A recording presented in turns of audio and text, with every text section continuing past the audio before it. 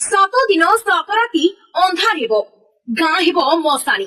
केबे हेबो सात राति सात दिन अंधार अंधार हेले तापरे कौन घटिबो एहाकु नै मालिकारे महापुरुष कौन कहि जाइछन्ति आसंतु जानिबा से संपर्क रे चारि दिग अंधार देखा जिवो सूर्य देखा जिबे नाही जो ग्राम को जिबे सेही ग्राम मशाणी हो जाइथिबो जेते बेले कली जुग शेष होई जिवो सेते बेले अनेक किछि घटना घटिबो बोली मालिकारे महापुरुष माने कहि जाइछन्ति मालिका उपरे प्रगाढ़ विश्वास रखितिबा मालिका भक्त कहन्ति जेते बेले सात दिन सात राति अंधार हेबो सेते बेले सियाळ कुकुर घरे पसि जिबे मनिष माने निजको रक्षा करबा पई चित्कार करिवे हेले रक्षा केही भी करि परिबे नाही ग्राम मड़ा होई जिवो जोगिनी माने घेरि जिबे और सेही जोगिनी माने मड़ मड़ करी हाड़ चुबाइबे गाँ एकदम हतशिर होइजिवो महापुरुष शिशु अनंत कहि जाइछन्ति कि अजना रोग वैद्यंकु हेबो और सेही रोगरे वैद्य माने प्राणत्याग करिबा परे सेही रोग घरे घरे हेबो तेबे मालिकारे महापुरुष माने उपरे लेखि जाइथिबा बेले एहाकु मालिका भक्त माने विश्वास करन्ति ओ कुहन्ति जहा मालिकारे पूर्वरु लेखा होइछि ताहा धीरे धीरे घटिबो ओ आगुकु मध्य घटिबो